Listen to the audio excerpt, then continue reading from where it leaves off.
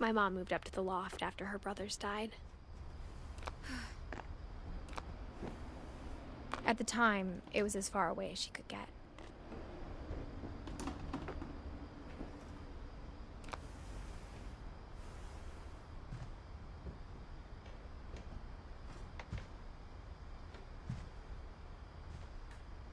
She spent a summer building houses in Calcutta, where she met my dad, Sanjay.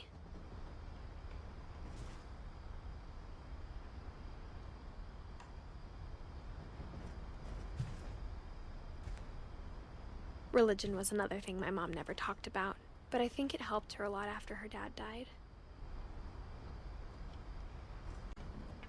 My mom moved to India a week after graduation and got a job teaching English. Louis was born a year later.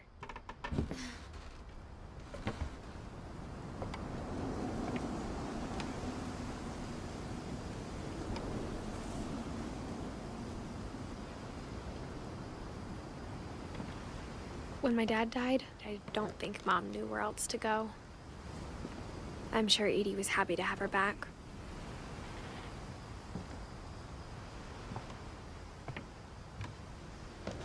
The house had to get a little bigger, but Edie was used to that.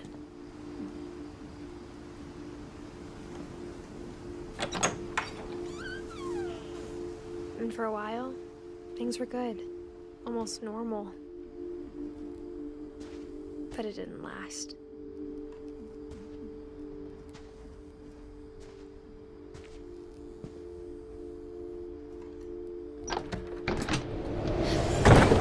The beginning of the end was Milton's 10th birthday, when Edie gave him a castle.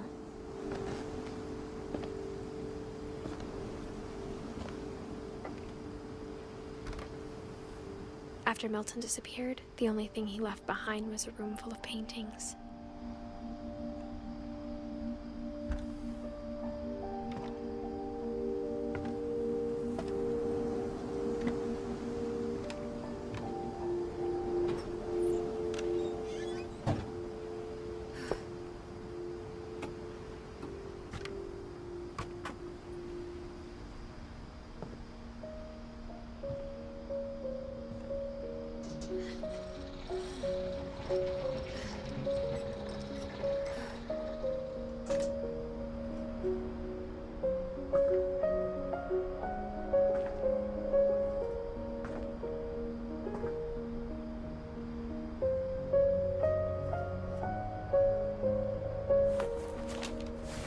Milton Finch in The Magic Paintbrush.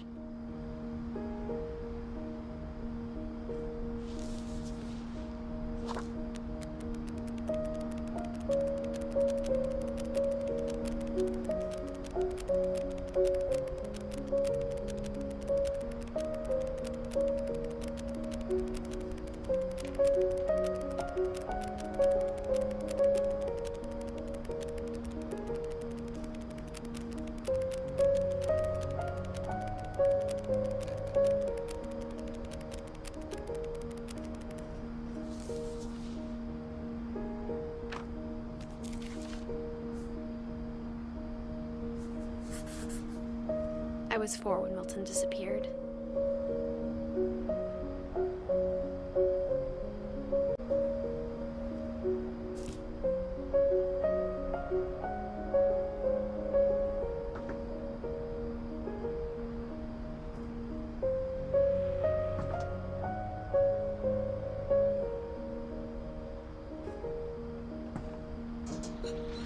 Mom spent months searching for my brother.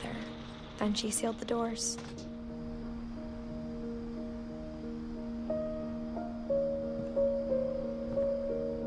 Whatever Milton had found in the house, Mom didn't want it getting out.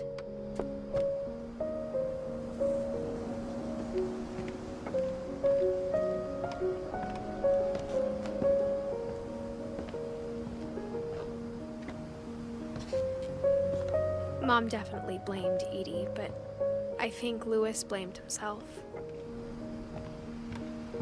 After he graduated, he just spent more and more time in his room, until Mom got him a job at the cannery.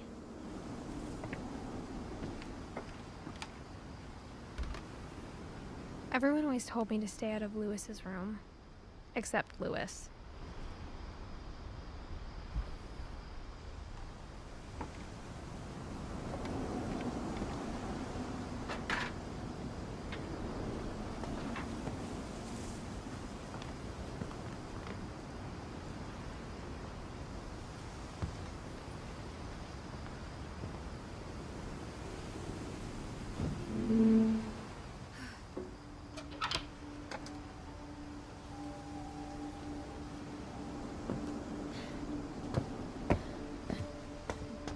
Louis's room smelled very, very familiar.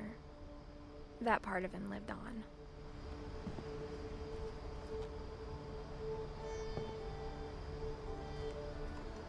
Louis and I spent a lot of time playing games together, but he was surprisingly bad at them. He died a lot.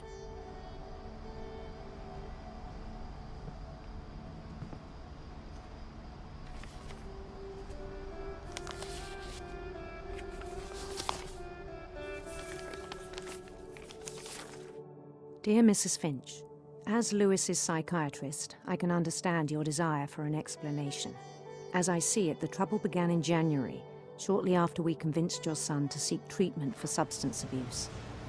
Newly sober, I believe Louis first noticed the monotony of his daily life.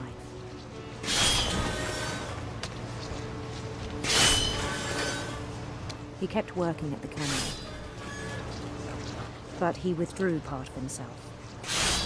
In our sessions, I saw the same behavior. His mind began to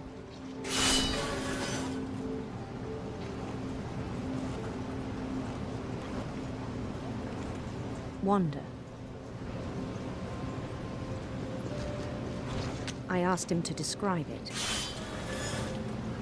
He said he started small, imagining a labyrinth. He'd feel his way about.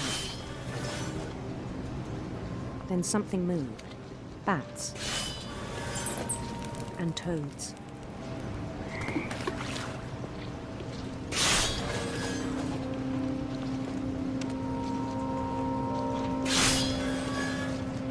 And things that have not names. He knew it was all in his head. But he took it very seriously. I had hoped he'd find himself.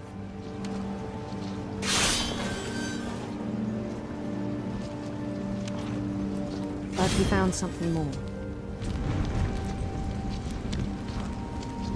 I worried about him then, daydreaming at the cannery. I spoke with his boss, but he said Louis had become a model employee. Methodical, tireless, focused. Like a whole new Louis. So I let him go on.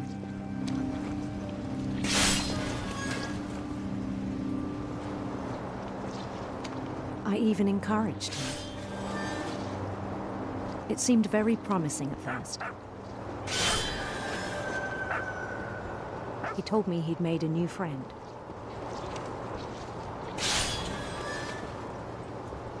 On the edge of a city he named Louis Topia. He built the city up slowly, brick by brick. Then he made musicians.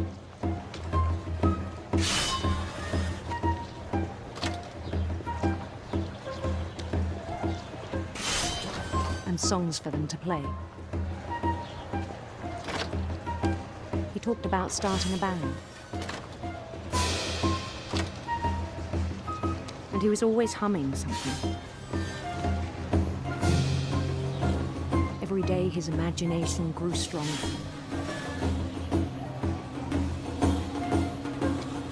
He no longer spoke at the cannery. But his chopping was as reliable as ever. Then one day it struck him that all the cheering crowds, even the stones under his feet, were all in his imagination, so he could do whatever he wished.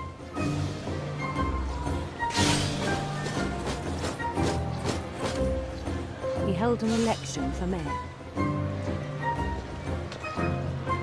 and he won.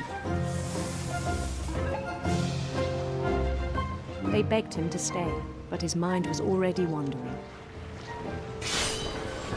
It became a game for him.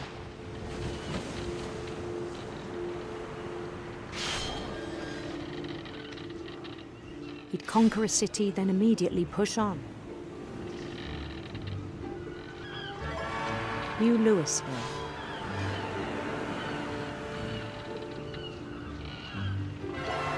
St. Louis. He started drifting away from our reality.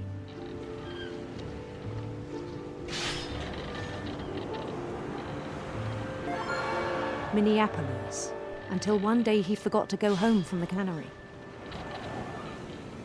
Even as his mother pleaded with him, part of Louis kept sailing on.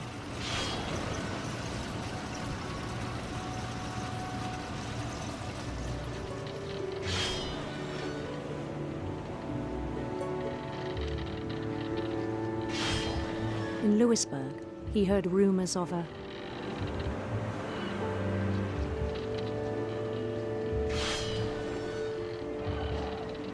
handsome queen.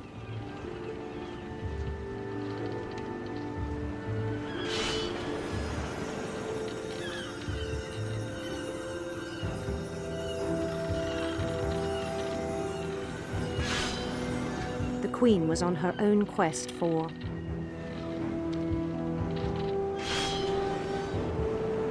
radiant rainbows.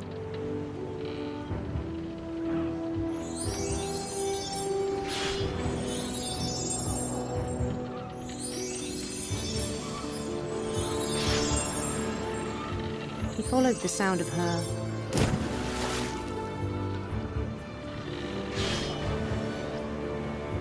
silver harp.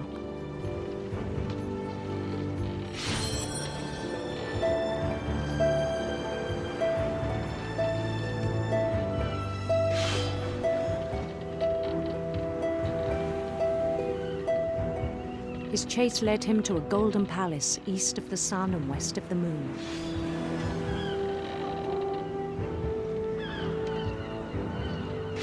Even then, his logic remained sound.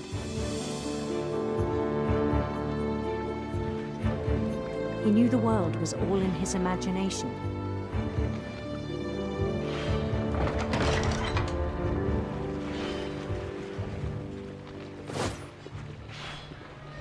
But he was so proud of having created it.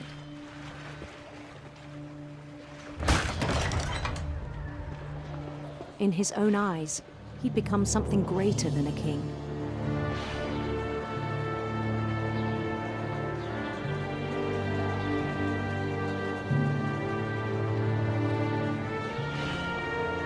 For someone who'd never known success in the real world, I think it was overwhelming.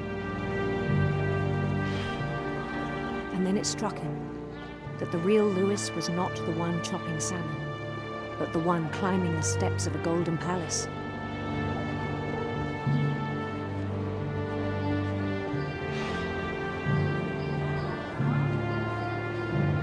My imagination is as real as my body, he told me.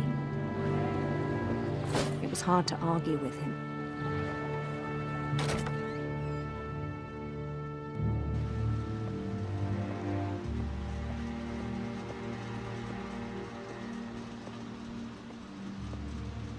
He began to forget the world we know.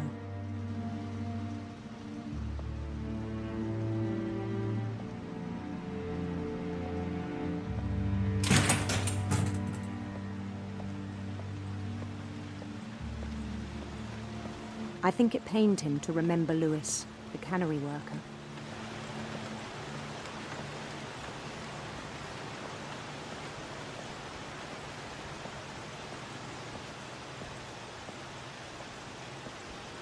He began to despise the man with a royal contempt.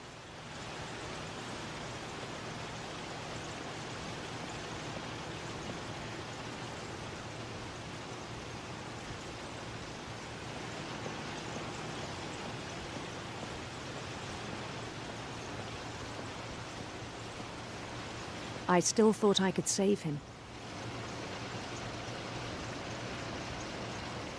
Even after he said he was being crowned king over all the lands of wonder.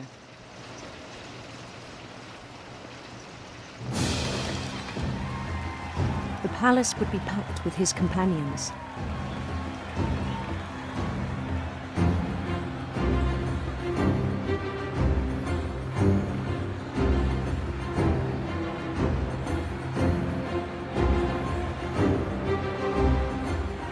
Including the wise Calico who'd insisted on inviting him.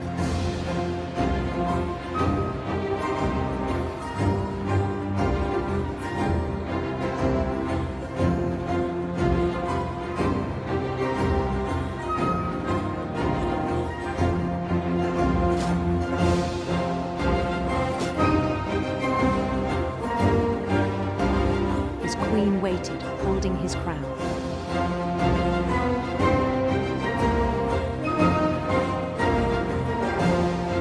There was only one thing left to do.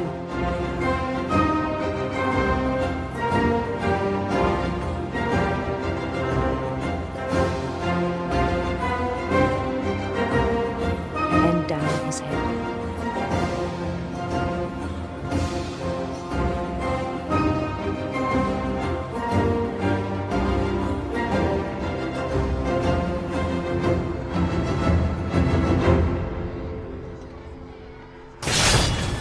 Rest, I think you know. Mrs. Finch, your son was a kind man who will be missed by all of us who knew him.